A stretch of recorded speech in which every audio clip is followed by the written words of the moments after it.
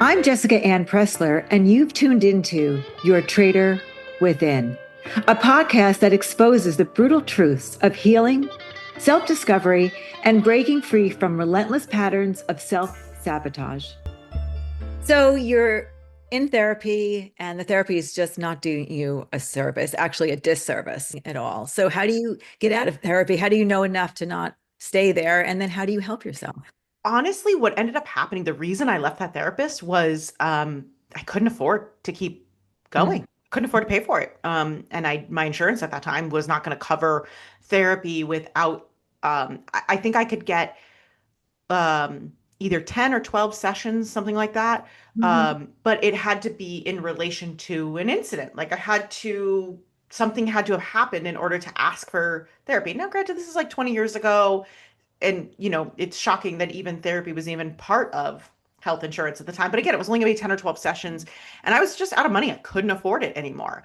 Mhm. And it kind of ended up being a blessing in disguise that I couldn't afford to keep going to her, because even though I didn't replace her with someone else, at least I kind of broke free from that and started to explore other things. And again, I still didn't know that it was my childhood trauma specifically that was causing all these effects in my life. It was like a ripple effect. I Mhm. really thought that I was an adult and couldn't seem to get my shit together. I was like, why is everyone else, all the things in life, they're checking off boxes, they're getting things done, and it literally felt like I was absent the day they handed out the secret handbook to happiness or something. Like I literally was watching everyone else pass me by. And I just couldn't Wow. figure it out. Yeah. Wow. And yeah, I'm very sad for you. And I think that's where therapy was then too. I mean, now we're much more trauma informed. We have a lot more knowledge. I mean, I was always a believer though, that you need to understand your childhood, at least how it felt, even if we don't, as you said, go into details of the childhood trauma, to understand what it felt coping, what that you were in trauma. Right. And vital. And for any therapist, I know there's crisis, and when people are in crisis, you do need to deal with that. But to not go into your childhood, to not go into previous trauma is truly not is doing a huge disservice for the client. Oh, absolutely. So I went a few years without I went actually quite a long time without seeing any therapist, because it really was, and I will tell you, I think part of therapy for me and walking away from therapy was, again, it kind of came from my mother, that I didn't ask for therapy when I was younger. My sister did. I Mhm. didn't know that my sister was also being abused, but I did know my sister asked for therapy. And my mom told her, "You're not going to see a therapist, because every time you go to a therapist, it just tells you that it's your mother's fault." Oh, interesting. Hmm. And of course, that was what I'm sure my mother was taught. I'm sure that's what, and you do see that on TV as portrayed as, in movies and things like that, where it's like, well, how's your relationship with your mother? Well, she Um, also had this, it sounded like this secrecy that she wanted the outside world to see your family in a certain way. So going to therapy means exposing the truth. exactly. And the And of truth she course, it didn't would want to see paint for her in herself a either. I'm right. sure she didn't want to know that. That's exactly it. She's never gone to therapy. She doesn't want to go to therapy. She didn't want us going to therapy. She didn't want us revealing secrets. And she Mhm. didn't want to be blamed for anything. Mhm. She was Mhm. definitely protecting herself. Mhm. But that was very unfortunate to my sister, who was, I think 13 or 14 the very first time she asked for therapy. Actually, I think she was a little bit younger. And then I think eventually, my father took her Mhm. to therapy. Um, I think around 15 or 16. So I think, my initial, like, hey, I'm going to go to therapy, is because I was never allowed to before. But Mhm. then it was sort of confirming this belief that got planted deep inside my head, that was like, oh, therapy doesn't help anyway. So there were many years I didn't go to therapy, and I just continued working my butt off, just trying to keep up with everybody else. And, the relationship that I had been in, obviously it ended um, with that other therapist. And then went from, being in a long-term relationship for 11 years, from when I was 15 to 26, to now I was just a serial dater, and I was just, being free and doing whatever I wanted. And there was a lot of growth in that, right? I got to learn about who I was and what I liked and what I didn't like, and did I want a partner? Did I not? Mhm. But I will tell you, I definitely was not finding good men to date. And the ones that were the good ones, I was bored with them very quickly and broke up with them. And I kind of got addicted to like breaking up with them. Like I got this adrenaline rush when I was like, oh yeah, I don't like you, go away, you know? And it wasn't healthy. It just was this weird addiction of like, oh, I'm going to date this guy and I can't wait to break up with him. Like I can't Mm-hmm. wait to find something wrong with him. I didn't have a conscious awareness of this, obviously. Mm-hmm. Mm-hmm. But I did have this whole like I was very empowered and I was telling my girlfriends, "Oh, if you don't like him, just break up with him. It feels great." You know, and I had this awareness and it felt good to stand up for myself, but I was picking the wrong guys to Mm-hmm. like push away and inviting the wrong ones in and Which is your traitor, by the that way. was Your traitor with definitely my traitor. Yeah, it. definitely my traitor doing that. And it was a lot of self-sabotage. There were amazing opportunities placed in my lap, and I burned them to the ground. Mm-hmm. Jobs that were handed to me. When I graduated college, my best friend worked for a company for an architect. And at graduation dinner, she said, "Hey, just want to let you know, we didn't want to bother you during, graduation and thesis and presenting and all that stuff, but, you know, you're done. Yay. Just want to let you know there's a job waiting for you." And I Oh, was handed to me. And I was like, wow, somebody does believe me. This is amazing. I got fired within like 3 months from that job. oh, Um, is little things like that that was like people saw people who really did care about me saw my potential and saw that I was talented and smart and capable. And I wasn't able to show up for the responsibility. mm-hmm. When things got hard or I had to be vulnerable or stretch Okay. myself, it Mm-hmm. was retreat. It was fight or flight. And a lot of times I ran away. Like there were definitely jobs that I was like, I don't like this. I'm not showing up anymore. And I What's going justified it by on? saying that I was standing up for myself against some injustice or something. But a lot What of was, times it was just, I'm scared because this okay. is new and I don't know what I'm doing. Okay. Yeah. Yeah. So that went on for about 10 years, maybe. Flash, like time machine till I was like 35 years old and I had started businesses and failed them and had jobs and failed them and had relationships and failed them. And I wasn't happy and I was constantly looking for the last place that I was happy, Mm-hmm. constantly looking for that. Mm-hmm. But I was an architect. I'd gotten my master's degree. I went and got my real estate license. I had all these huge like check boxes of And I accomplishments. think it's important before we pass through that Yeah. because m many of us, when we have Trader Within, it doesn't show up everywhere. So you can actually be very successful in certain areas of your life. And Yeah. actually, the Trader Within can help you become Oh, it so successful was the in certain areas. hypervigilance and the like need to prove somebody wrong and Hmm. all of that, right? It did. And I was checking all these boxes and I kept feeling like no matter how much I did, Hmm. I hadn't arrived yet. I wasn't who I was supposed to be. I Hmm. was still doing like I still wasn't good enough. Okay. Yeah. And so this continues. It's definitely this continues. I had, like I said, all these accomplishments under my belt, Hmm. and my little traitor within had to sabotage all that. I had some good stuff going. I had Hmm. a real estate development company going. Like I said, all this stuff. I was, had you said 5 years or 10 years earlier, this is where you'd be, I'd be like, wow, look how accomplished I would be. Like, wow, that's exactly what I wanted, right? I had all the things that I thought I wanted. And my little trader within was like, yeah, let's screw this up for you. Let's go ahead and get into a really, really toxic relationship. Let's go find a narcissist. And when you are getting in this really toxic relationship, what does it feel like in the beginning? Because obviously you didn't think it was you weren't getting into this horrible relationship. What was your trader It, fool? How was your trader fooling you? How was so this was a person that I would have never picked. I would never been like, ooh, I want to date that person, right? They picked me, they pursued me. And I kind of was just like, okay, fine, I'll go on a date with you, whatever. And I was napping until 5 minutes before he arrived, and he's like, hey, I'm almost there. And I was like, oh crap, okay, I guess I should put pants on and like go. And I was very much, I don't care. mm-hmm, Did not care. mm-hmm, Um, and we had a great time that night, and I was like, what is happening? mm-hmm, And I was like, wow, he's a gentleman and he opens the door and he caters to my needs and he sees me and all of this. And it was like, okay, wow, all right, I should maybe give him a chance then. This isn't a person I would normally date, but okay. And very quickly, a lot of love bombing, mm-hmm, a lot of like just constant need to see me, constant need to know where I was, until I would show interest, and then all of a sudden he would disappear, be like, "Oh, I've got to go away for the weekend." So when he was doing that, the constant need, the constant, did you interpret it as what? Like, did it feel good, not good? Like, how did Oh it? no, it felt great. It felt great. It was like, "Oh, someone sees me, someone gets me," and it was like it was easy. It Mm-hmm. was easy because anything that I said that I wanted, we did that. Even though I didn't say a lot. Like he was the one with the ideas. He's like, "Oh, I want to take you here. I want to do this." And I was like, "Okay, this is an adventure." Right. Mm-hmm.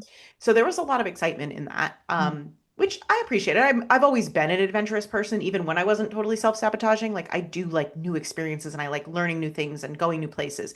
So that was like it felt like a healthy box to check. Mm-hmm. Um, and then there were a couple of flags that my friends saw pretty early on, like, wow, he's really like into himself. And I'm like, oh, whatever, like, who cares? Because I was a tomboy. I was riding motorcycles. I was out like rock climbing and hiking and running triathlons and just, just being out there and wasn't afraid to get my hands dirty. And this was a guy who like, showed up in his button-down shirt and like wouldn't even wash his own windshield if he had to kind of thing. He was very, very like put together and kind of stepped back from manual labor kind of thing and all this stuff. And so they were like, that's weird that you would like him. They kind of saw that and like, oh, he's really into himself and everything. And I was like, it's opposites attract, it's fine. Like it didn't bother me. Like I didn't see that as a red flag.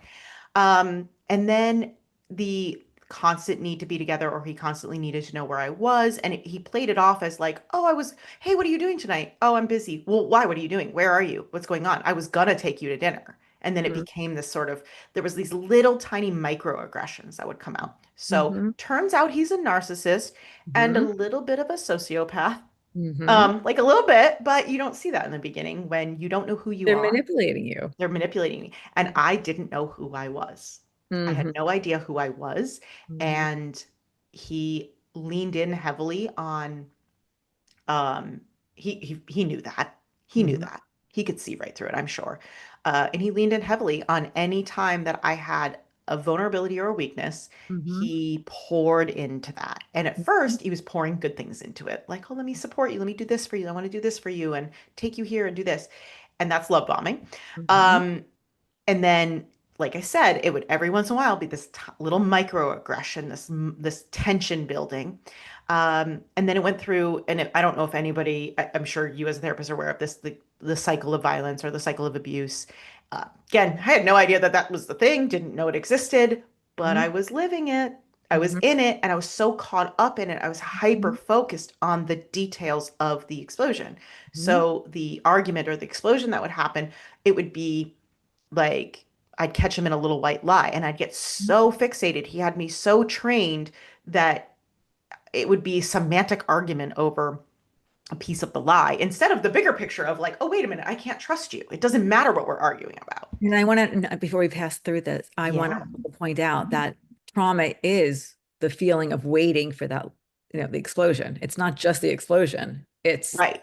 It's the tension what's building that happening, leads up to that. which goes into your body and Yeah. yeah. Yeah. So, and that's, in hindsight, again, I learned that I learned about the cycle of violence and that there's the honeymoon period. And then there's this whole period of that little bit of tension building, right? Those little microaggressions or the little backhanded comments or the neglect or whatever. And then it does come to an explosion or an argument, some sort of where the tension explodes, where the tension finally reaches its point. And that entire tension building phase is where Mhm. they're putting you back on your heels. They're making sure that you're exhausted. They're making sure that you're confused and you're emotionally dysregulated. And so when the explosion does happen and you try to stand up for yourself, you kind of look crazy. You kind of look like you don't have it all together because you're so dysregulated. You are disoriented. You Mhm. can't make sense of it. So when you're Mhm. trying to tell your friends, they're like, I don't get it. What's the problem? It seems like a minor thing. And it's like, no, you don't understand. It's so much bigger than that. And you can't articulate what's really going on because they have dysregulated you. They have literally exhausted you. It's a smoke and mirrors game. They're Mhm. over here doing one thing while you're over there trying to figure out the last mess that they left for you. That's right. Um, yeah. And so then you go in the next phase of it is the apology phase. And in the beginning, he was very apologetic. I'm so sorry. It's a cultural thing. I didn't know. It's my bad. In my culture, we do it this way. I'm so sorry. I'm so sorry. I'm so sorry. And so Mhm. then we go right back into the honeymoon phase and we'd be inseparable. And, and I was working a full-time job and starting a business on the side. And then he was demanding a lot of my attention. So I was exhausted. He wanted to stay up late all night. And then I'd still have to get up and go to work in the morning. And I'd be running on 3 hours of sleep. And Mhm. this compounds over time. And eventually what would happen is the tension would build, the explosion would happen, and then he would expect me to apologize. Mhm. And when you feel someone pulling away, someone especially that you feel like you're head over heels in love with, it's a dopamine addiction. It is not Mhm. love. Mhm. Um, when you feel them pulling away, you do apologize. And as Mhm. soon as you apologize to them, they know they've got you.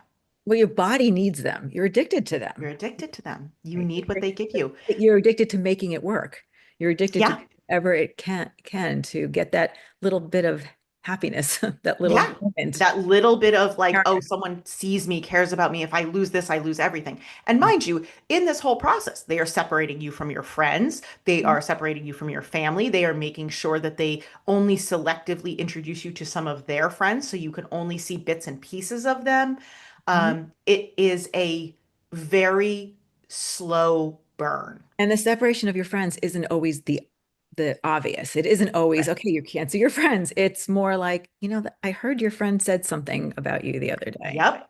It's Right. little things and you think you're Little the bit. one that's separating. You don't even notice that they're the one doing it, that they're. Right. Or the funny thing is, sometimes you're the one doing it.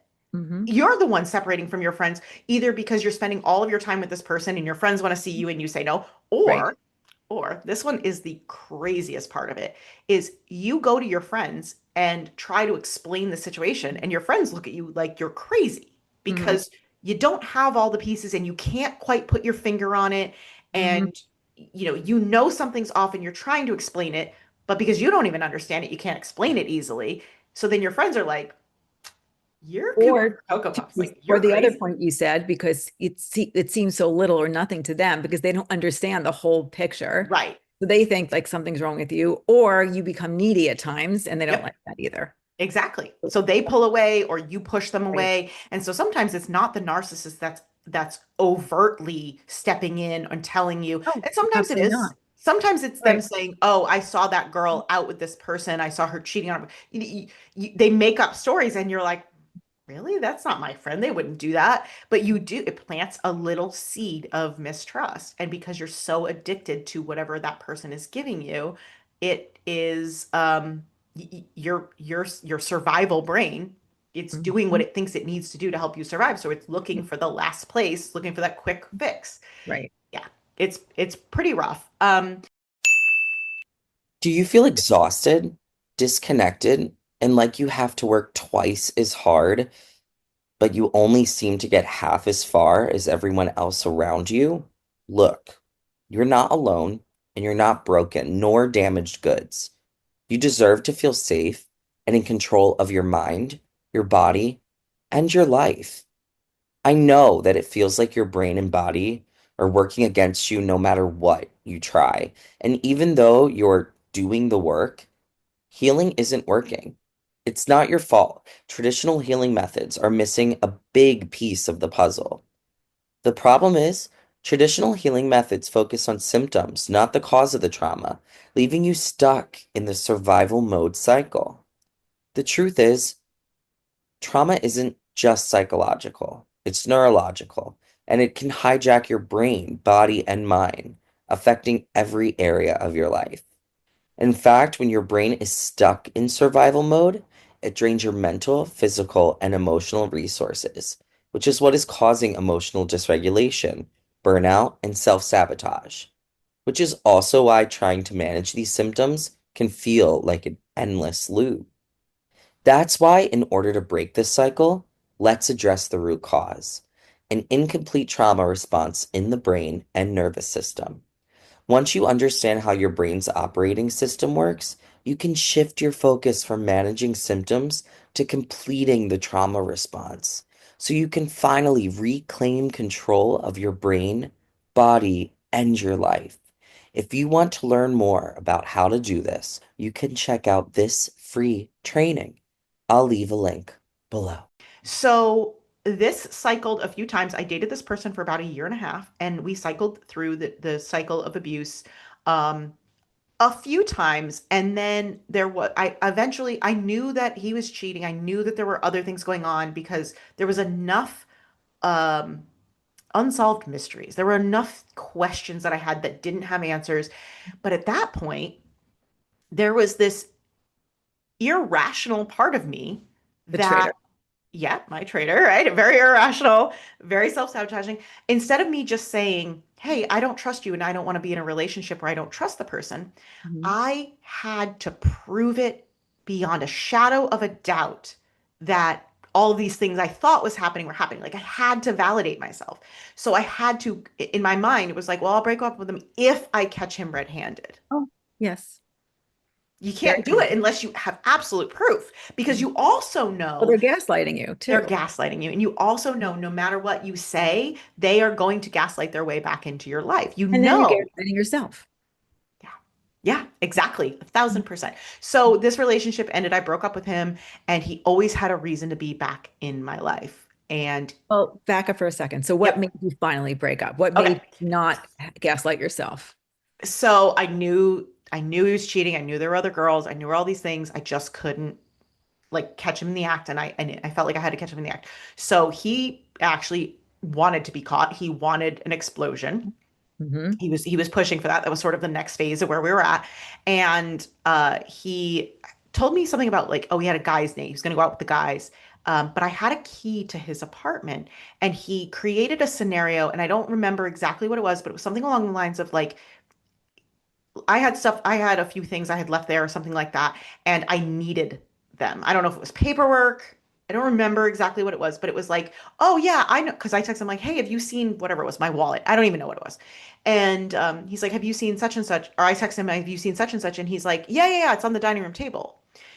So well, I don't know why I would have left the thing there. Like I was like, oh, okay. He's like, just go over. You got a key, just go over and get it. So I do, and I let myself in, and there's two wine glasses there, one of which has lipstick on it. And I'm like, oh, there you go. So me in the dramatic fashion that I'd been accustomed to in that relationship where everything was just drama. Hmm. I took the key and the key fob, it was like an electronic key fob, and I dropped it into a glass of wine. I'm Hmm. like letting him know, not only was I here, but also like I put it in the glass of wine that had the lipstick on it. Like, there you go, done. I'm out. And I was it. I was done. I was like, I can't do this anymore. I'm not interested in this anymore. This is not serving me. I'm exhausted. I had like my business was starting to pick up. I was still working full time. Like I chose me for once. Hmm. And he still always found a way to get back into my life. It was, oh, I think I left some stuff at your apartment, or he was in a similar line of work as me. So he would ask me for work. He would ask me for drafting work or things like that so that I would have a reason to pay him, or I would owe him something, or he would owe me something. And then months would go by and I wouldn't hear from him. And then, he would have a reason like now in hindsight, hindsight's like the key word here. It's becoming the operative word in this entire recording. But I now realize he was probably following me or having someone follow me or keeping tabs on me because he would like show up in places that I was at. And Hmm. it seemed coincidental because it wasn't every day or every week, but it would Hmm. be, once every couple of months, and it would be checking in on me and, stuff like that. So he found a way to be in and out of my life until he had a really great reason to be in my life. His dad, I was a real estate agent. And Hmm. his father is very, very wealthy from another country and wanted to purchase a couple of investment properties. And so he convinced his father to let me be his real estate agent. He convinced me to be his father's real estate agent, and he would just be the translator in between. Hmm. And I agreed. And we looked at tons of properties. I mean, sometimes like 8 or 10 a day, Hmm. and nothing was ever good enough. And so we would put in offers and they would be super low ball offers. And I would tell them, hey guys, this is pretty low. It's going to get rejected. I'll write it up, but it's going to get rejected. Like, this is kind of insulting. And they're like, oh, we'll see, we'll see, we'll see, we'll see. And of course, they were getting rejected. Then we'd get a few offers accepted. And then they'd be like, no, never mind. We back out of the deal. We don't want to do this. We don't want to do it. We don't want to do it. And so this was going on for a couple of months and it was becoming really exhausting. And, later I kind of put two and two together and realized that he was definitely not telling his father he wasn't translating properly. He was telling his father what he wanted to know. He was dragging the scenarios out. He was trying to manipulate the situation to get what he wanted. I did later find out that the properties were not for his father. His father was buying those properties for him. Mhm. So he was scrutinizing it even more and all of this stuff. So they are from another country. And about a month or two into this whole process, there was an economic collapse in their home country. So his father pulled out of the deal and just said, "Hey, you know what? It's just not the right time to be buying properties. So we're just going to stop looking." And so I was like, "Okay, I get it. Makes sense. No problem." And about a month goes by, and I get a phone call from the guy, and he says, "Hey, can you come over? We need to call my dad. He's ready. He's ready again. He wants to go back and do these deals." And it was late at night. And, there's this whole part of me that's like, ugh, I don't want to do this. I just want to go to bed. And then there's another part of me that's like, well, this sounds legit. Let's do it. And of course, it's very late at night. It's probably 10 or 11. And it's his father being in another country. That's 8 o'clock in the morning for him. So Right. it seemed Makes like sense. it made perfect sense. And it was very often when we were dating that he could only call his dad late at night. He would stay up late to be able to call his family because that was the only time they were awake. So I got it. I was like, okay, fine. And so I go to his place, and it's weird. Everything's weird. He has this weird tone about him. At first he's like, "No, we're not going to go inside." He's like, "We're gonna go. You're gonna drive. We're gonna go in your car." And I'm like, "Where are we going?" And so he makes me drive him to a gas station so he can get cigarettes. And I'm like, "This is weird. Since when do you smoke?" And then we come back around, and he's like, "Just park here." Like, basically being like, "You're not good enough to go into my place," kind of. It was this very different attitude. And I was like, "Okay, so when are we going to call your dad? Like, what's going on?" He's like, "When I'm ready." And I'm like, "All right, this is getting weird." And I'm like, "Well, I'm going to go. Like, if this is the case, I'm going to go." And he's like, "No, no, no, fine. Come on up. Come on up. We'll go call my dad." So we go up, and he starts like cooking. He has his shirt off, and he's like very relaxed and very like just, I don't know, just kind of going through this weird routine of his own. And I'm like, "All right, cool. So we gonna call your dad?" And he also, another weird thing is he makes me take my shoes off at the door, which Never it's not happened. common. Not Mhm. usually. Not usually. But he was basically like, "I just mopped this floor. I don't want your dirty shoes on my Ooh. floor." It was very How, insulting. how are you feeling? Like, how are you? And what made you go up there? Did you feel like you shouldn't, but you still like Oh what? yeah, no, I definitely was like, "Ugh, this is drama. Like this feels like exhausting." But at the same time, I had built a relationship with I had known his dad now for 3 years. We didn't Mhm. speak a lot together. I learned a little bit of his language. He knew a little bit of English. So like his father and I, when we were dating, we his father and I would go, we'd be out to dinner, all of us, and I would dance with his father, like at a restaurant, like we share a meal. We would try to have conversation. And his father is a businessman, and I was into business. And I think there was a little bit of like a connection. We would try to, I would Google translate some things. And so I thought that I had an okay relationship with his dad. So I think that was kind of part of it too, is I felt like if his dad was asking, then I should do that. Like I should be there. But definitely my gut knew something was up. The hair was raised in the back of my neck, but I had, this counter phobia of like, I can control it. It's not a big deal. I got this. I got Mhm. this. Okay. And because I always felt like I could control him. I always felt like even though he was very controlling and even though he was the one very much manipulating the situation, I always felt like I could see through his bullshit. Mhm. And so again, I just counter phobia, convinced myself I got this. Mhm. So I have my shoes off, and I'm sitting on the couch, and he's like cooking and doing all this stuff. And I was like I finally got to the point when he's talking about all the things like, "What's going on in your life? Are you seeing anyone?" Like he's trying to probe into my life. And I'm like, "Not why I'm here. Just like, can we call your dad so I can go to bed? I got to work in the morning." Mhm. And so I finally, I'm like, "Can we just call your dad or not?" And then he wouldn't let me leave.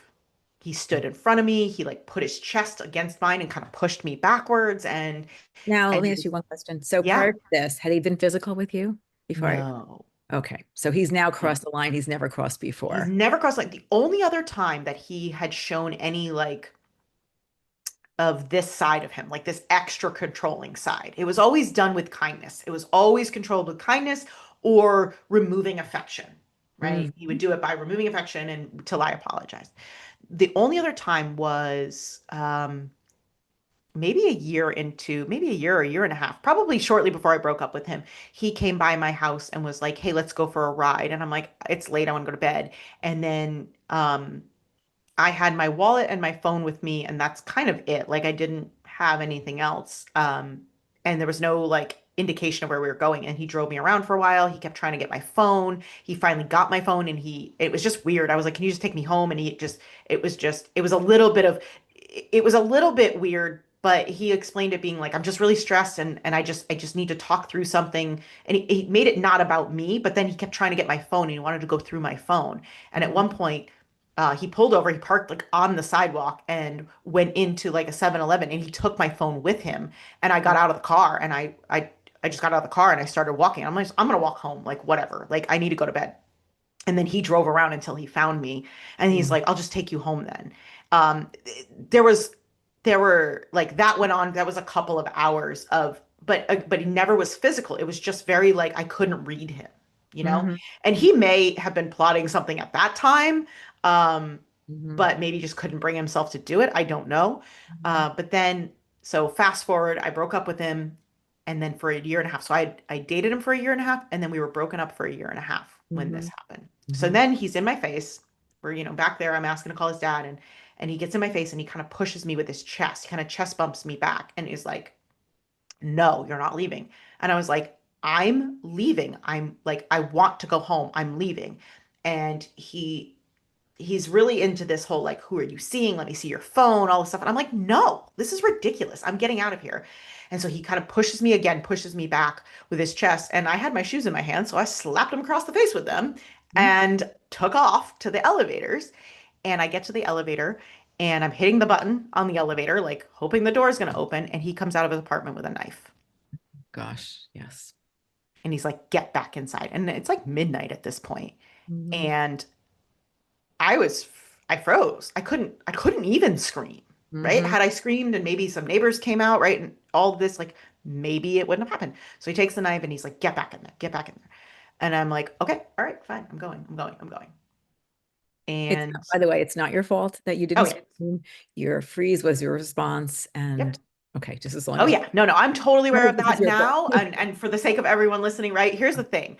I know that I did every single thing right over the course of those 4 days, and I know that because I am here today. Mm-hmm. My survival brain said, "How do we keep you alive?" And Right. every single thing I did or didn't do Mm-hmm. was the right thing to do because I Yes. am here right now. I Yeah. know that. It took me a little while to get my brain wrapped around that and stop shaming myself for the Mhm. things I did or didn't do. But I wholeheartedly know that now. And I hope that other people know that, that if you are here today, you did every single thing right, no matter what the situation was. Mm-hmm. Yeah. So yeah, so then the next 4 days were hell. He beat the crap out of me. He beat me so hard with he punched me, he slapped me, he switched to hitting me with cell phones. So he had my cell phone. He was looking through every phone number I had. And mind you, I was in a male-dominated field. I was an architect, I was in construction management, I was in real estate, and so like 90% of the numbers in my phone were men's names. Mm-hmm. And he questioned every single one of them. He was texting them from my phone. He definitely ruined like a lot of business relationships and things like that. And then he was beating me with the phone every time he'd find a new person's number or a new message, even if I was like, "Oh, thanks, hon." Like, or if I was too nice to a person, he made assumptions, and I got a beating for that. And he eventually hurt himself. He hurt his wrist beating me. So then he had like this bamboo decorative, like bamboo stick arrangement, and he took one of those and he started beating me with that. And over the course of 4 days, I was raped multiple times, beat the crap out of me. Just, I was pretty much unrecognizable. He beat the Remember, bottom if of I my, remember correctly, the only thing you had left was this strip on your back. yes, Wasn't right. Yeah, there which was, the whole yeah, I body had right down my chest, the center of my chest was not of your bruised, and the chest. center of my, yeah, and the Yeah. center of my back. So it's just I can't even. My And whole body, my whole face completely I bruised, two black eyes. I had, I remember think, your feet. You said you my couldn't feet. walk. He deliberately beat the bottom of my feet. He pinned me down and just beat the bottom of my feet so I couldn't run away. Yeah. Yeah. Yeah, I had broken teeth. Yeah, it was pretty bad, and I didn't know how bad it was until a couple days after being in the hospital. I finally got to see myself, and that was, a couple days into like the healing and all the potassium they were pumping through me in the hospital and all this stuff to help the bruising and the swelling go down. But yeah, I didn't recognize myself. It was pretty bad. And so like I said, this goes on now. Mind you, my 37th birthday was right after 2 days after he took me captive. So I had people reaching out to me for my birthday, being like, happy birthday, and da da da. And then so he realized that he couldn't, like, I had to answer something. There had to be an answer. Otherwise, people were going to come looking for me. And so he went through and found old pictures of me like camping and posted that and was like, oh, camping for my birthday. Sorry, Wow. don't have cell phone service. Like he created this whole scenario. And Well, then, this is the sociopath part oh, because absolutely. that'd be first. Absolutely. Oh, and the violent part. Yeah, but sometimes people can be out of control. It doesn't make them a sociopath. It's terrible. It's not, Oh, yeah. but this is calculated. This is, Absolutely and calculated. obviously the whole picture is sociopath, Yeah. but yeah. Yeah, absolutely. So he, yeah, very, very calculated. He had my phone. He was controlling the narrative. He was getting Wow. information and then immediately turning and using that back on people. My sister is the only one who picked up on the fact that the things that he was posting on Instagram, she said, that's weird. She doesn't post that kind of stuff. Mm-hmm. Mm-hmm. My mom didn't follow me on Instagram, like, and then some of my other friends probably just didn't pick up on it, you Mm-hmm. know. Um, Well, and you don't have to, and for you to get to what was happening is a very big reach for anybody Well, to. and they wouldn't have known that it was him necessarily because we broke up a year and a half before. They didn't necessarily know that I was doing a deal with his dad. I Mhm. didn't, my friends didn't know all the ins and outs of my business, and all of that stuff. So even if they had known it was weird, I Mhm. was 3,500 miles away from my family. My friends were my family, but my friends had their own lives going on. And I Mhm. considered myself, I finally was at a place where I was like, oh, I've got my shit together. Like, oh, I'm running my business. I wasn't running around telling everybody my drama and whatever was going on behind the scenes. I kept that pretty hush. Mhm. And yeah, so I was left out to dry, like, and no Mhm. one was the wiser. Mhm. So, um, so at one point, he had me in this other room. It was a two-bedroom condo, and he had me in this other room, and he had again beaten my feet. Like it was a pretty regular thing, like every couple of hours, just to make sure that I couldn't get away. And he ended up having a conversation with his dad. I don't know who called who. I believe it was him video calling his dad, and he was trying to figure out how to get out of it. Now, at this point, also, he was flip-flopping. He was Jekyll and Hyde, and I could see it in his face. I would see his pupils go like pin sharp, and I would know that like the rage was coming. And then I could see it in his body language, and I started to be able to like see it coming. So he would go through this whole like apologetic phase, even like he was cycling through the cycle of violence like in a matter of minutes or hours versus Wow. days and weeks. And so he'd go through this apologetic phase and he's like, I'm so sorry, I can't believe I did this to you. And he would get me like ice packs. And Mhm. then he would find another reason to be angry. And then he would like rip me out of the chair that I was in or whatever and like throw me on the ground and start beating me again. And so, like I said, this went on. It was 4 days. I had no idea how many days it was. We were right near a train station, so I had a little bit of awareness of like daylight and trying to keep an eye, but really Mhm. disoriented about time. He wouldn't let me sleep. Um, he was probably on cocaine, is my guess. Sounds like And he was probably drugged or yes, manic for sure, but yeah, and I do know he was drunk. I do believe he was on cocaine. He was smoking a lot. He was like heavy breathing constantly. Like he was definitely like altered for sure. And then at one point, I got away and I locked myself into his bedroom and I started screaming out the window to yell for help. And people in the train station did hear me, but they couldn't figure out where it was coming from because I was in a high rise above the train station. So the echo and everything, they couldn't see me. And he was able to, he like used a butter knife to like jimmy the lock and get into the bedroom, and then came and dragged me right back in and beat me again and everything. So at one point, he drags me into this other bedroom and he beat my feet, and I'm just laying there and I'm bleeding and I'm bruised and I'm just like trying to catch my breath. And he's on the phone with his dad. He's on a video chat with his dad, and he's arguing with his dad about money. The little bit that I spoke of their language, I understood that it was about money and plane tickets. And he takes the phone, video chat with his dad, and he turns the phone toward me so his dad can see me. Oh, so his dad has now full knowledge of what's happening. I believe so. Mhm. And so I kind of lock eyes with his dad in the video, and I'm just like, no words. I can't say anything. And I'm just exhausted. And I'm like, there was a moment of relief. And I was like, okay, his dad's coming. Mhm. And I was like, okay, well, if his dad's not in the country, then his dad's going to call his brother, because his brother lives in the next town over. And so then his brother is going to call the police, and then they're coming. They're coming to get me. Like somebody's coming. And then he gets off the phone with his dad. He grabs me by the hair and he drags me back into the other room, and he zip ties my hands behind my back, and he puts a blindfold over me, and he puts headphones on me, and he's blaring the music, and so that he can go have a phone call, Mhm.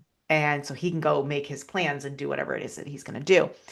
And I kept just laying there thinking like, okay, they're coming. I know they're coming. Like his dad told him no. How I could know his someone dad told not him. come, right? You think to yourself, like, who doesn't, like, how could You someone? don't ever consider that they're not coming. It's not a, oh my God, is his dad going to call the police? Mhm. You just assume that this person that you know, that you've shared a meal with, and that you've danced with, and you've worked with, is Although a human being. but I do give you credit for thinking that. And the reason I'm saying that to you is your mother didn't protect you. Right. So it wouldn't have been crazy for you to think the person wasn't coming. Right. And And so you are I think again, at that so point it was just desperation that no, I get it. Of anyone, course. it was the first time in my life I was willing to ask for help. Yeah. Okay. Right. Even screaming help out the window, like even when I was yelling for help out the window, my voice didn't come out. Like I was like, help. Like what do I do? Like it didn't Mhm. even feel natural to even scream help. And I had to work up the courage to even do that. Mhm. And and then by the time I did, like I said, he got in the room. But so I'm laying there, I'm tied up, my hands are zip tied, I'm blindfolded, I have headphones, like so I can't hear what's going on. And I kind of keep wiggling my shoulder to kind of pop the headphones off, and it also moved the blindfold a little bit so I could kind of see his feet. I could see him pacing, and I could hear him having conversations. Some of them were English and some of them were his native language. And I was trying to piece it together, totally disoriented and pulled out of the scenario. And I'm meantime also, by the way, working to kind of undo my binds. And I finally break one of the zip ties, and he hears it, and he comes running in, um like to the room, because he hears the zip ties break, and he freaks out, and he grabs a power cord, and he ties me back up, like ties my hands behind my back and ties the power cord around my waist and ties that to a leg of the bed, and like just come, I mean, like I'm not getting out of that.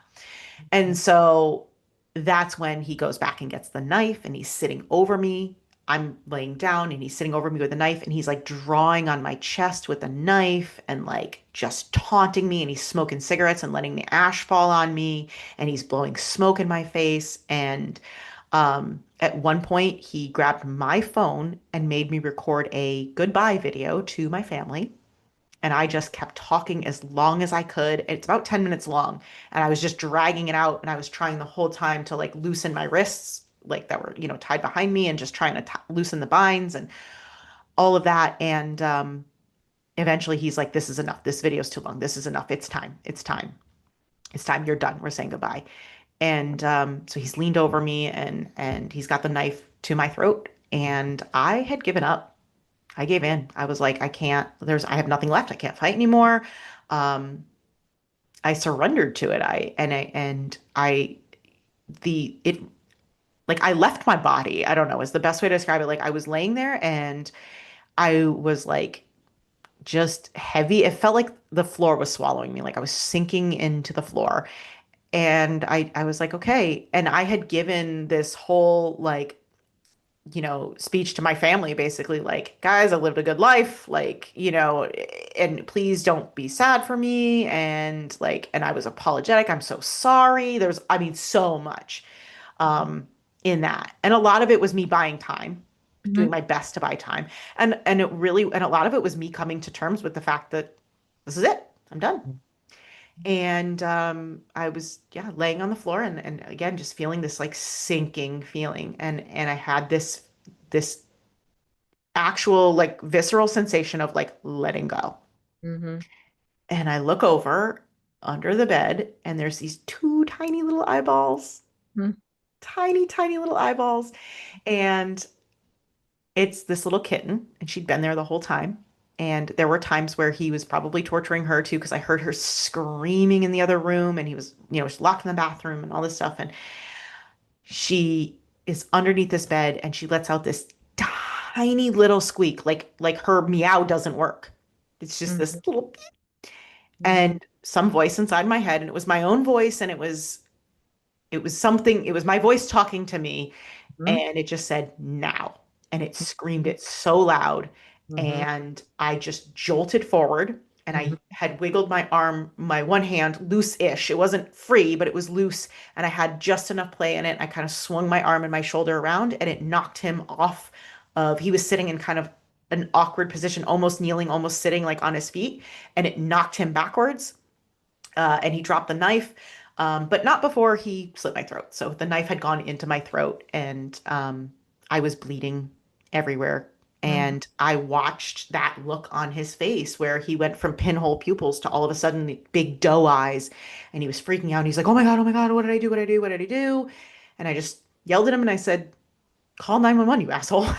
Mhm. And again, my instincts, like, never do I recommend anyone getting aggressive with their with someone attacking them, especially with a knife, but it was just this instinct. It just came out of my mouth that I needed to control that situation, and I needed to take advantage of the fact that he suddenly felt small and vulnerable. Right. And Getting him right at that. yeah, and so he scrambles, he gets the phone, I'm holding my neck, I'm bleeding everywhere, and then all of a sudden I'm on the phone with 911, and I thankfully had the wherewithal. All I said was 37-year-old female. I spit out the address we were at and I said laceration to the throat. And I knew that I didn't have a lot of time to explain what was going on. You need them there as soon as possible because I was bleeding to death. and you don't know when he's going to change and stop it. And that's exactly what he did. So as soon as I said that, all of a sudden he like I was kneeling, my hands are tied behind my back, and all of a sudden like his presence is like up over me. Like he's now leaning over on me and he's breathing on me and he's staring me down, and they're asking me what happened. 911 is asking me what happened and where is the knife, and how did all this happen? So I've got to think on my feet and appease him. I Right. don't care what I'm telling 911. I don't care if I told them You it want was to the be boogie. alive by the time they get there. Right, if I was left. So I literally needed to appease him. And so I had said, oh, I got in a fight with I was tiptoeing around it as much as I could. And I was Mhm. like, well, I got a fight with my boyfriend. And they were like, okay, well, who did this? And I was like, I did it to myself, which Mhm. I'm not thinking, oh, are they going to believe me? Are they going to like, I'm You're not trying thinking to that. have him not hurt you, right? Right. It Right. was literally just to save Hmm. myself from him, again being that close. And I didn't know where the knife was. And I saw, there's Jekyll and Hyde like Right. coming in and out. And so they were like, okay, just stay on the phone with me, stay on the phone with me. And I remember like tunnel vision kind of coming in, and I was kind of losing it. And they would like, hey, where are you? Are you there? Are you there? And I'm like, yeah, yeah, I'm here. And then, I was really going in and out.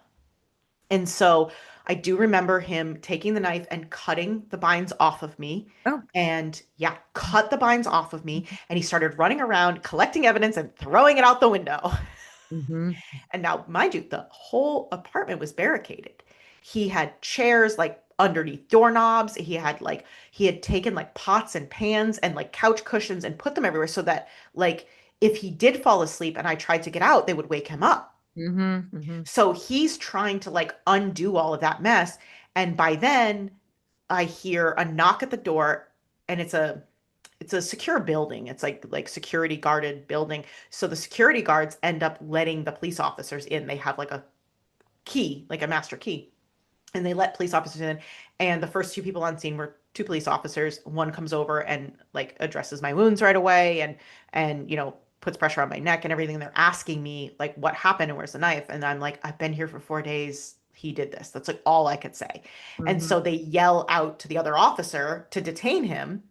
And they're stopping the bleeding again. I'm kind of in and out. And then they let him come back in the room. And I hear him say, I need to get a jacket because I know it's cold in jail. And he's got one handcuff on his wrist. And they let him back in the room to get a jacket. I'm like, what? So they finally like lift me up, they get me on the stretcher. I'm like, put a blanket over me. Like put a blanket all the way over me. I didn't want anyone seeing me. I didn't know what I looked like. And I was so vulnerable. I was stripped completely naked. And they did. They threw a blanket over me. I probably looked like a dead body they were rolling out. Right. Yeah. And part of it was because I knew they had to roll me right past him. Right. Of course. Yeah. So that is how I survived Wow. a knife fight with my hands tied behind me. Wow. And that little angel cat. That Yes. Which, by the way, I have her now. oh, She's my very cat. wonderful. Yeah. Oh. Yeah. I was able to get her after getting out of the hospital, and it was part of the negotiations and all of this stuff that I got her. So she's asleep in the chair right over there and has no problem tormenting me at 4 o'clock in the morning when she wants to snuggle. Well, you have a very special bond with her. I do. Yeah. Yeah. What's her name? Her name is Munchkie. Okay. So Munchkin Monkey. She's a little monkey. She likes to climb on things, and she was itty bitty, so tiny. So that's how Mhm. she got that name. Yeah, she's a sweetheart. So you come out of that with now trauma beyond belief. Now I Yeah, mean, it's not that it's all the same trauma, it's like ongoing now since you're 4 years old. right, right. And so how is healing? How is healing? So before that incident, after I'd broken up with him, but before that incident, I had found a therapist. Hmm. Um, and part of that me seeking that therapist was for me to understand what had been going on in that relationship. I definitely knew that it was I I realized I had dated narcissists in the past, but they were very like covert, and I was in that stage where I was addicted to breaking up with everyone that I just never let it never got that far. But this one was definitely different, and I knew something was up. And so I started seeing this therapist, and she was awesome. Hmm. Um, and then I didn't see her for a while. I would see her for a little bit, and then I wouldn't see her, and then I would see her for a little bit. And so I had her number. And so after the incident, I texted her or emailed her or something, whatever, and I said, "Hey, I kind of went through something. Can we set up a session?" And I didn't really allude to what it was. And I think at the time too, I didn't really believe it was as big of a deal as I now recognize it. Like in that time, I was like, well, that was a crazy weekend. I'm glad I survived that. Like I was really downplaying how much I had gone through. Hmm. I didn't even realize, like, I wouldn't even have put the label kidnapping and attempted murder on it until the DA did that. And I was like, oh yeah, that's what that was. Hmm. Um, and so I reached out to her and she's like, yeah, come on in, no problem. And I'm talking to her and she's like, no, you didn't just go through something. Like this is a really, really big deal. And like we need to unpack this. And she knew a little bit of him, my history with him. She never met him, but she knew my history because I had started seeing her. And she was hands down the best therapist I've ever had. And because she was a great therapist, she was very good at she had a lot of empathy and was very genuine in like listening and wanting to know. But she Hmm. also was the person who told me that I wasn't going to heal in therapy. That Hmm. that's not where healing happens. It's there for guidance, but that I needed to make sure that what I was doing was happening in the other 6 days and 23 hours of the week, right? Like I needed to make sure that I wasn't just coming into this isolated bubble and, expecting her to fix me. Hmm. And there was this really big um, shift in when I was in physical therapy. My physical therapist, I was in pain one day. I broke down. I was crying. I fell to the floor. And I was like, I can't do this. This sucks. And I'm angry. And like, I hate this so much. And I'm not doing this. And my physical therapist went and got a box of tissues. And he came over and he sat down next to me. And he's like, I'm sorry you're going through this. He's like, but you need to know.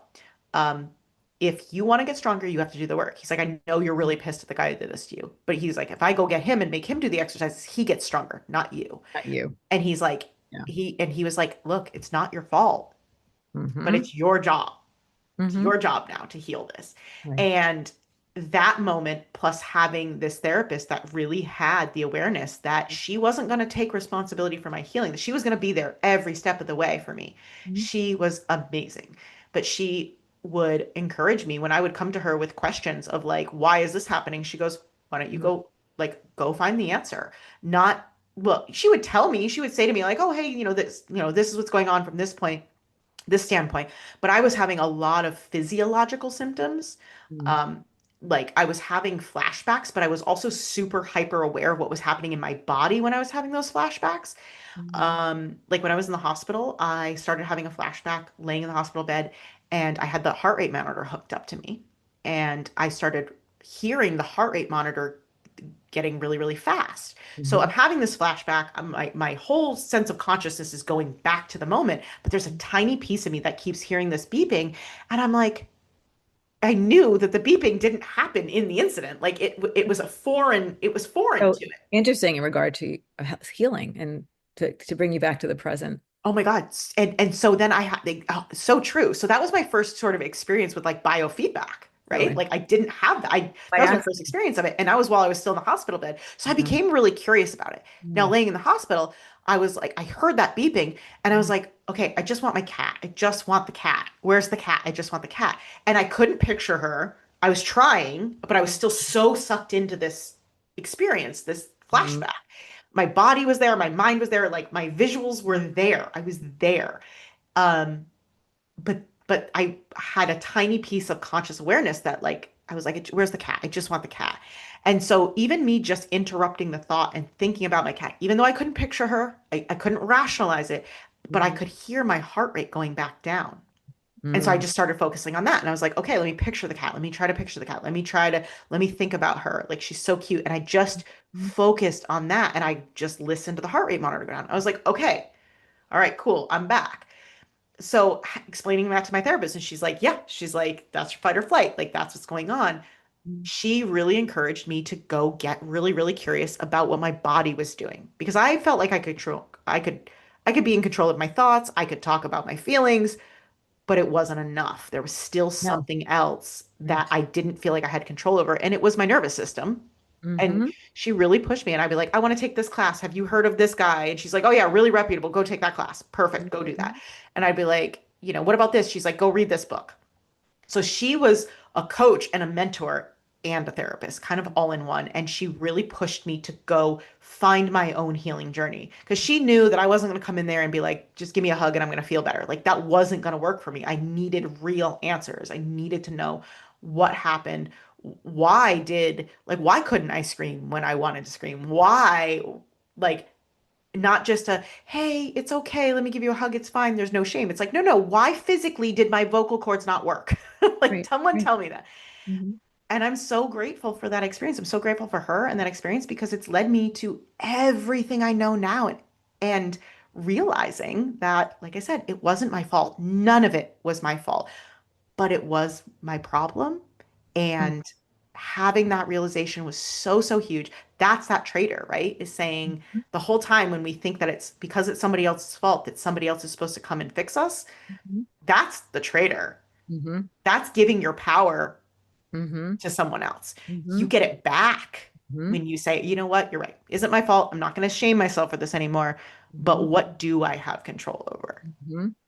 So, and there's a really distinct process, and this actually might be really helpful to Mm-hmm. your listeners. I take my clients through this whole journey. Mm-hmm. It's called To Me, For Me, By Me, Through Me. Okay. And so we say, okay, what did happen to you? Like, what do you feel victimized about? Whether you want to talk about the incident or just how does it feel to be victimized or, right? What happened to you that was outside of your control? And then there's a huge leap that needs to be made. But how did this happen for you? And it doesn't mean that you need to be grateful because if you weren't abused, you wouldn't have met some person because of, right? It doesn't have to be these big monumental things. Sometimes it's what is happening for you. Like, what is your brain and body doing for you to keep you safe and alive? Mm-hmm. And then we go to by me. What do we have control over? Right? Like Mhm. what happened by me? So either what did I do that's partaking in this? Like me letting this guy back into my life, right? I was in control of saying, yes, you can come over, or yes, I'll work with your dad. So what did I have control over? Like what did I have responsibility for in the scenario? So that, and it's not about shame. It's Mhm. about, so I don't do that again, right? Right. Like, so I It's make a better decision next time. empowering, Exactly. And giving the then control back to you. exactly. That's exactly. What do I have control over? Mhm. What choices did I make that I would make differently? Again, Right. no shame. Mhm. No shame, no blame, no justification, just responsibility. Mhm. What do I have responsibility for and what would I do differently this time? And Mhm. then the through me part, and this is huge. And this is take all of those things that you learned. Mhm. The victimization, the what your brain and body is doing for you, what you do have control over, and go, where can you give that? Where can you affect change in the world because of who you are now? Mhm. And that's a huge contribution part. That's everything that I do now and working with other survivors to help them get to that place Mhm. of feeling empowered and feeling like they want to give back to the world, whether it's to other survivors or just to go live their purpose in whatever. So, you know about the five stages of grief, right? Mhm. So there's a sixth stage, and that's meaning Yeah. that this David Keller speaks about. And what Yeah. you've done is, because part of it is grief, or what you've gone through, and now there's meaning because you're taking your healing and you're teaching others Yeah. to. Exactly. You know, a lot of people will say when they hear my story, like, I am so sorry that happened to you. And my response to them very often is I'm not because I am so grateful for who I am today and I Mhm. couldn't ever be this person without those experiences.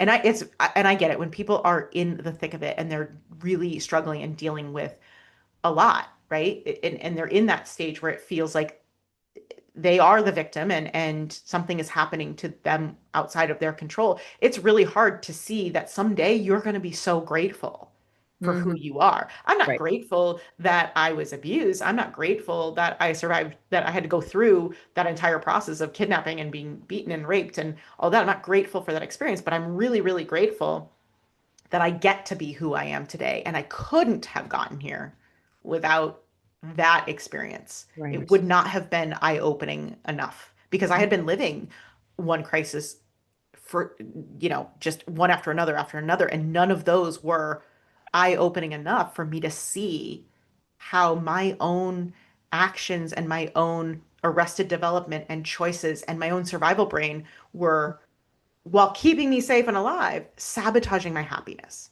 Mhm. Right. Wow. Wow. Yeah. So thank you. Thank you. So I want to know a little bit, and then and then I want to do a whole nother piece on your survival school. Yeah. Yeah. So someone comes to you and you're teaching them what we just talked about. How does this process? So they come to you and they tell you, you said their story, but it doesn't have to be their story. They don't have to tell you Don't be exactly what destroyed. the trauma is, They but can they just come to come you. to me and tell me that they wake up every day in like crippling anxiety, right? Whatever it is they're struggling with the most, that's usually they come to me with either a major symptom or a major life event. One of the two is the reason they find me. And then Um, and then you have people that work with you, right? Yeah, I do. I have a couple other people that work with me. Yep. We call them survivor success coaches, Mhm. that work directly with clients. And then I actually have a team of just about 20 experts. And each of these experts has a specialty in of the four pillars: health, wealth, love, and happiness is what we kind of divide them up into those categories. So we have trauma informed nutritionists and like fitness experts and exercise experts. We have trauma informed wealth experts, so career coaches and people that help you like repair your credit and financial education from a trauma informed perspective. We have relationship experts. We actually have a couple of people who are therapists or counselors, but they work specifically on relationships from a trauma informed perspective. And then we have a whole other group of people. And like I said, it kind of falls under, we call it like growth and happiness. And these are people that'll help you like rebuild your confidence, or sometimes they're like creative hobbies, like healing modalities, that is sort of circle around sort of different like arts and crafts or things like that too. So We have 20 different experts that fall into those categories. And usually people are coming into that when they've done a good portion of their healing process, but they're trying to fix an area of their life. Like something is just perpetually, their traitor is just keeps sabotaging a specific area in their life. Either it's their health or their relationships or their relationship with money or and so that's when they kind of join survivor school and we dive in on whatever pillar it is that they need to work on most. People who come to us that aren't quite ready for that, like maybe their whole life is a disaster, Mhm. right? And they're probably really in survival mode, Mhm. where everything is still a crisis and it's still a disaster, and they don't know where to start. Mhm. It's like, well, I want to work on my health. Oh, but I also need money. Oh, but also my relationships.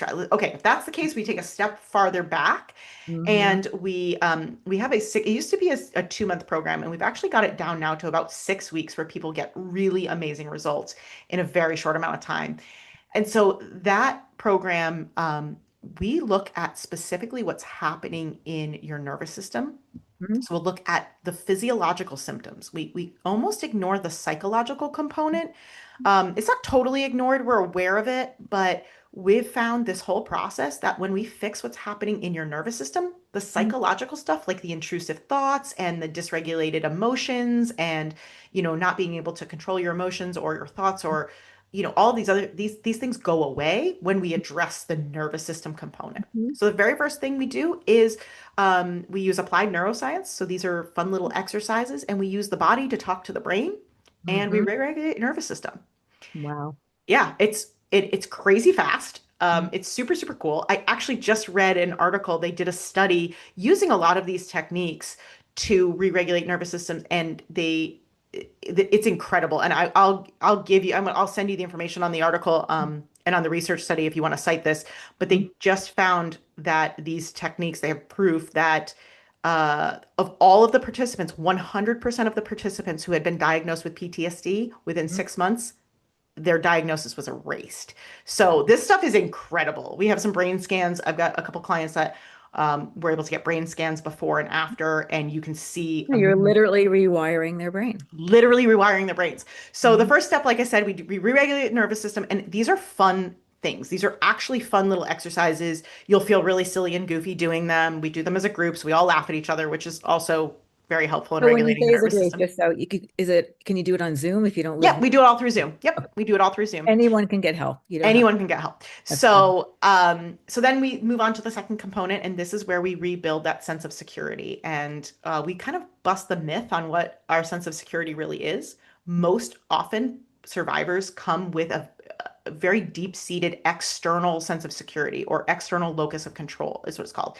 And so we look to the things around us to feel secure, right? The people that were around, the environment. Sometimes it's like, well, I'll feel safe when I have XYZ job or make this amount of money, or have Everything on the this. outside. It's all right. They very often the sense of control is the things outside of them. So Mhm. we have a really interesting process that brings it back inside and puts you back in control of your own sense of security, and you can turn it on and off whenever you want.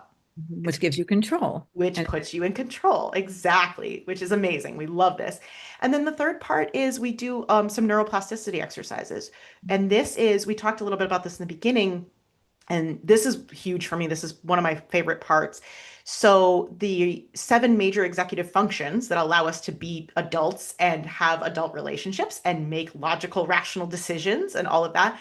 When you've experienced childhood trauma or prolonged exposure to adversity and stress, it arrests our development, right? And it inhibits these seven executive functions. So we use a bunch of neuroplasticity exercises to basically turn back on the parts of your brain that have been turned off because your survival brain's been taking all the resources. So we do it's like a crash course in this. We do it in about 6 weeks. And this gives people the foundation and the capacity to say, okay, cool. I've regained control of my brain and my body. Now what do I want to work on? So it's the foundation for them to actually have the capacity. You're a therapist. I think that you're going to resonate with this a little bit. It's very often that I'm going to admit, I've gotten in arguments on Instagram with a few therapists, not going to lie, where a lot of times their response to a lot of this is, well, Therapy works if you do the work. This is the process that gives you the capacity to do the work. Well, that's what I was going to say when we were talking. I Yep. sometimes, because like for example, I mean, and when someone is highly anxious, that you need to ground them. You need to have them Yep. do grounding exercises. So I try to teach, various different ones, the five Right. world, look around the room, the breathing exercise, Yep. the whole, whatever works for you. Whatever works. Right. Things don't always, because you can't do the work. You can't go back to your cognitive brain until you calm down that. So of course, Exactly, exactly. And I think that's where a this won't lot of work. therapists, I think that's a frustration for therapists because they're like, you go through years of school to learn how to help someone and you want to help someone, but it's very, very frustrating when you're giving them all the tools and then it's not working. And it's like, they're like, they come back to you and they're like, it's not working, or I can't. And a lot of times I think people with complex post-traumatic stress or trauma or any other list of diagnoses, it's very frustrating because I think we're often labeled as like lazy or like we're not trying. And that's not the case. We No, and that's literally a terrible shaming thing to it's do. so awful. And Mhm. it really is that we just don't have access to we Right, A, your don't have the brain. capacity, and we don't have access to the parts of our brain that we Mhm. need in order to do cognitive behavioral therapy or Right, dialectical behavioral right. therapy It's or just even not going to talk work therapy. until you can get to that place. You can't. So that's where we would go right to the source, which is why you don't have to tell me what happened. I don't need to know, Mhm. but I'll probably be able to figure it out based on a couple of things. What's happening in your body, Mhm. even so much as like how you're holding yourself. Are you favoring your left side over your right side? Like I can tell based on where your body is. Probably I can give you a good idea of even who your abuser was in a lot of cases because we hold things in our nervous system in different places and things like that. So that's kind of fun and a little bit I don't know, a little bit cuckoo, but people are like really excited about that because they're like, how did you know? I'm like, it's in your body. And then when I teach them how to read their own body, now they can know something's going on based on like, oh, my left hip hurts. Okay, cool. Let me go unpack that Mhm. and figure out what is my nervous system doing? What is it protecting me from? And then they have at that point they have the capacity, they can rationally attack whatever it is that is seeping in on them, right? Mhm. I hate to use this, but I always say knowledge is your superpower It's your superpower. because it And puts the control back into you. And that's it. I Take care of think yourself. one of the things I think happens too a lot is when we're in our healing journey, we get to a place where we're just voraciously consuming information. We want to know everything. And I went through this and I loved this. This was Mhm. like the most fun stage for me where I could Mhm. just consume information. I wanted to know all the answers.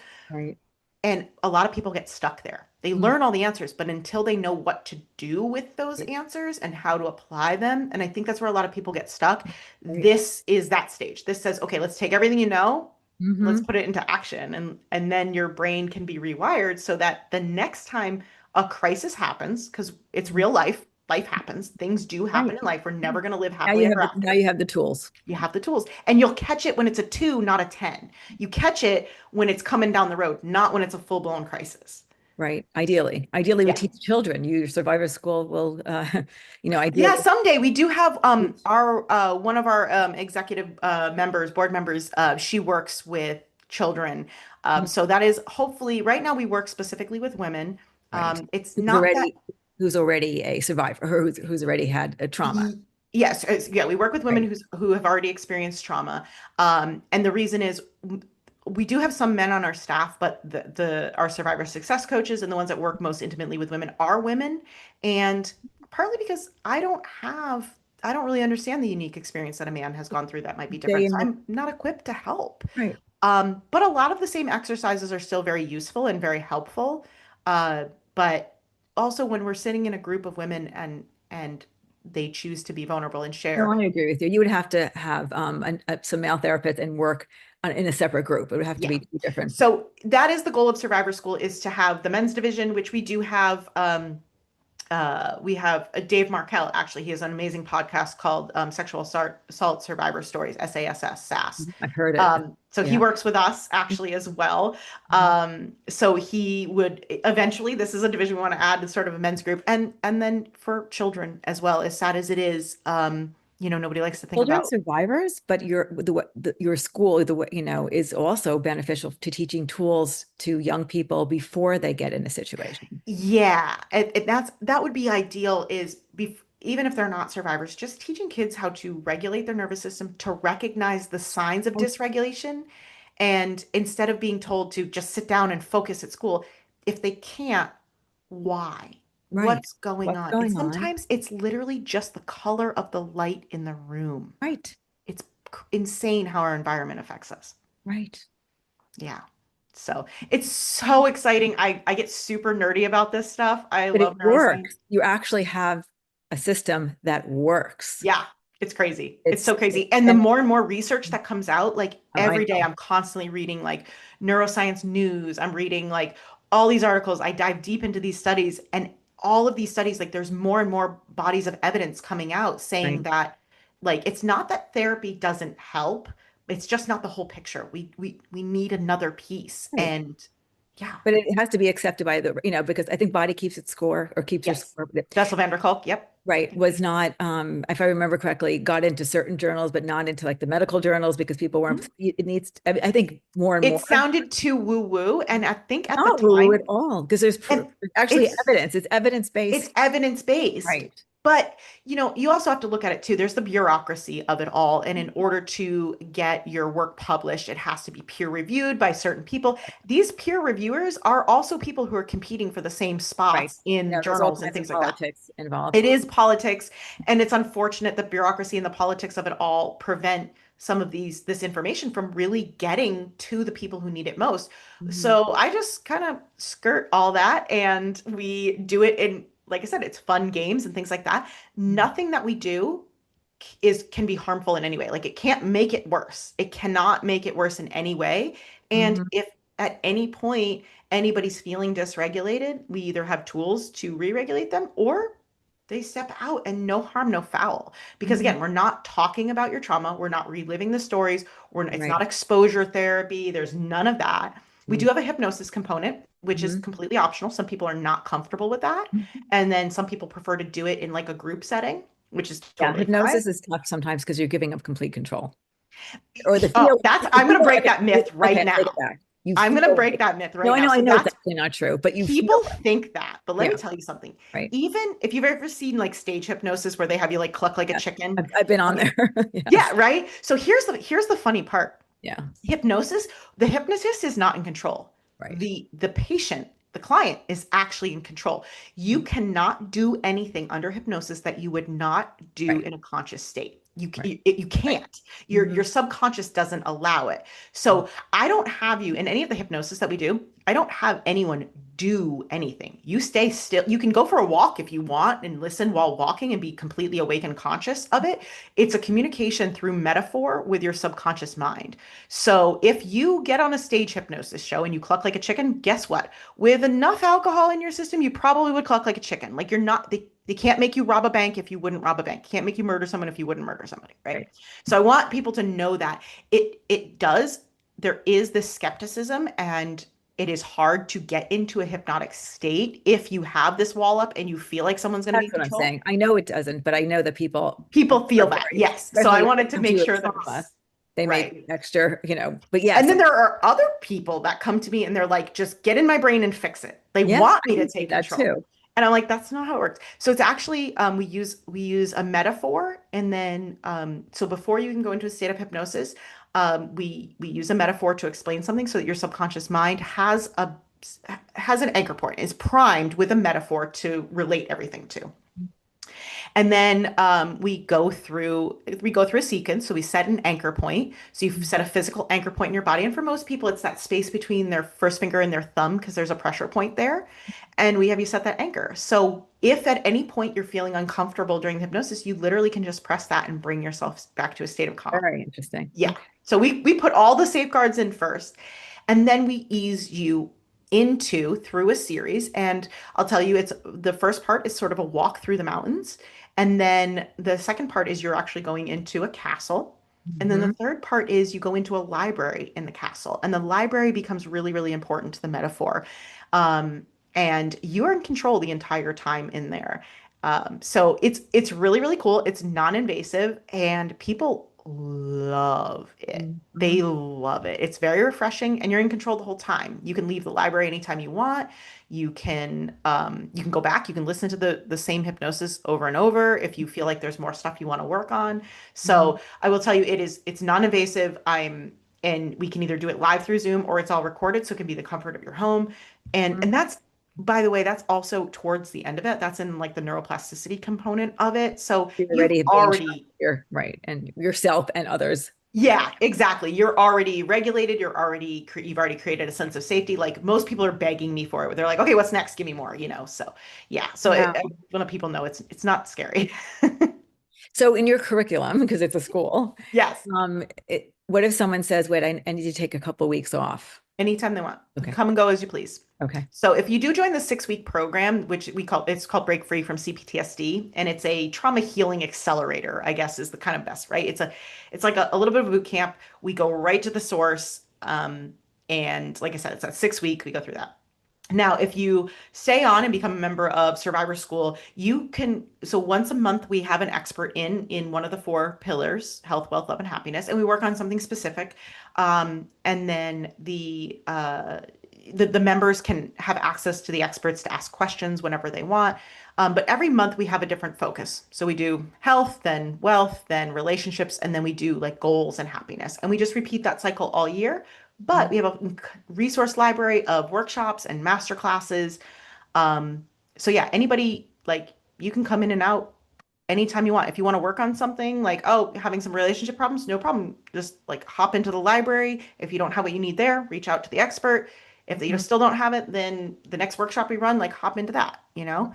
Um, it is each person can get their own directed curriculum if they work with a survivor success coach. Will build out your curriculum based on exactly what you need to work on and what you want to work on most. Great. Yeah. Sure. So we help you, we give you what we call it the GPS. Figure out what your goals are. We build you a plan and then we take you through step by step. GPS. So Amazing. it's so Amazing. fun. It's Amazing. really, really fun. I really want people to know that. Like, we really do, like, we're goofy. Like, a lot of it is playing games just because that's one of the best ways to engage the brain. But we're also like silly and everybody becomes friends. And like, we have a couple of members that live in different cities and they're like connecting to get, like, one of them is a tattoo artist and one of them wants a tattoo. So, like, they're like, you know what I mean? They're finding ways to connect with each other outside of this because Love this it. is their bulletproof support system. Like Yeah. these No, girls have got their absolutely. back. And they get Yeah, each other. yeah, exactly. So we have a really good time.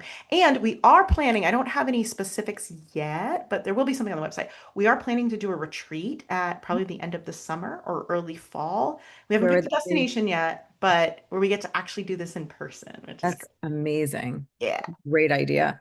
so fun. Great idea. Yeah. Thank you. Thank you. This is awesome. I love what you do. No, I and I think love what it's so you do. important. Thank you. I think your program, I want to know more. We're going to end, but I want to Yeah, know more about it we'll because, talk about that. yeah. So thank you for being so vulnerable. Thank you for telling your incredible story and your and sharing your healing and then taking what you've learned and more um and not only teaching us a little bit about it here, but then having the school that you have. So you will continue to, and I know you enough to know that you're going to continue to learn and Oh, definitely. and your school will get even better and Yes. better. Constantly bringing in new experts. When I find a new resource or a new modality, I hunt someone down and I say, "Hey, will you come work at our school? Will you come be part of this?" And I get we when we first put out a call for experts, we got over 120 applicants and I Mm, could only take about 20 mm. at the time. Not even actually, I've expanded it to 20. We were looking for 12. So we have a whole list of people that just want to help and they do some really, really cool things. So there is so much more to come too for Survivor School.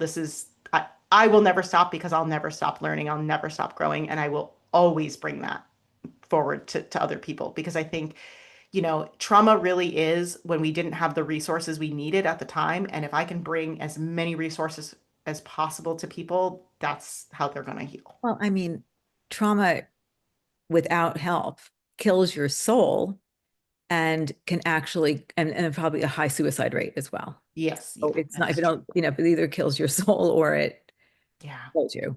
yeah, So to have this incredible program as a way of coping with your trauma is amazing. yeah. Anything you want to say about the traitor before we end? Bye, traitor. I love it. It really is this whole concept of, hey, it is not your fault. It is your problem, but don't see that as a burden. That's actually really awesome because it means you do have the ability to take control of it. And, it can be kind of fun. It really can be fun growing and learning about yourself. And you get to show the world who you really are. So Mhm. I think it's great.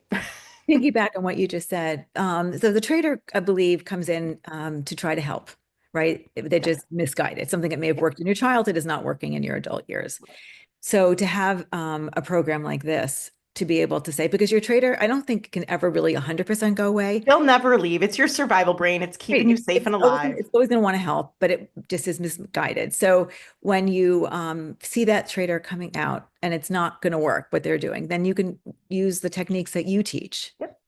Exactly. and to keep him, her, they, their trader in the garage, in the closet, in wherever. There's a really cool metaphor that I use for this. If you imagine your thinking brain, the one we want to be in control, is Yes, the adult driving the car, yes. and your emotions is, the emotional part of your brain Mhm. is like a toddler. They Mhm. don't really think well. They just know what they want and they know how they feel and that's it. Right. Your survival brain, we call it Rexa, the little T-Rex Yes, I remember because you it's said that that. part of your lizard brain, right? That part of your instincts that keep you alive. So if Mhm. you imagine this tiny little T-Rex that's chilling out in the back seat of your car, like your dog hanging its head out the window until something scary happens, when Mhm. we've experienced trauma, that T-Rex is really, really big. It's Mhm. learned to protect you. And so when something bad happens, that T-Rex jumps in the driver's seat and takes over, and it leaves you and your toddler on the back of the road, like on the side of the road, and takes off with your car. And that, what you refer to as that traitor within, that's Rexa, that's the T-Rex. That's she's driving because she thinks she's keeping you safe, but she doesn't realize she's left you back on the side of the road and she's got to go back and pick you up. Mhm. So a lot of the work we do is, we don't get rid of Rexa. We want her. She keeps us safe. She does Mhm. keep us safe. She protects Mhm. us, but we want her calm and we like it when she hangs out in the back seat, not in the front Right. seat. Right. That's right. What a great way of saying it. Yeah. So. Well, I want to thank you. This has been so fun. I'm so, so glad that Jackie introduced us because I think that we have a very, very similar mission, and I agree. I love meeting other people that are out there changing the world. Yeah, I agree.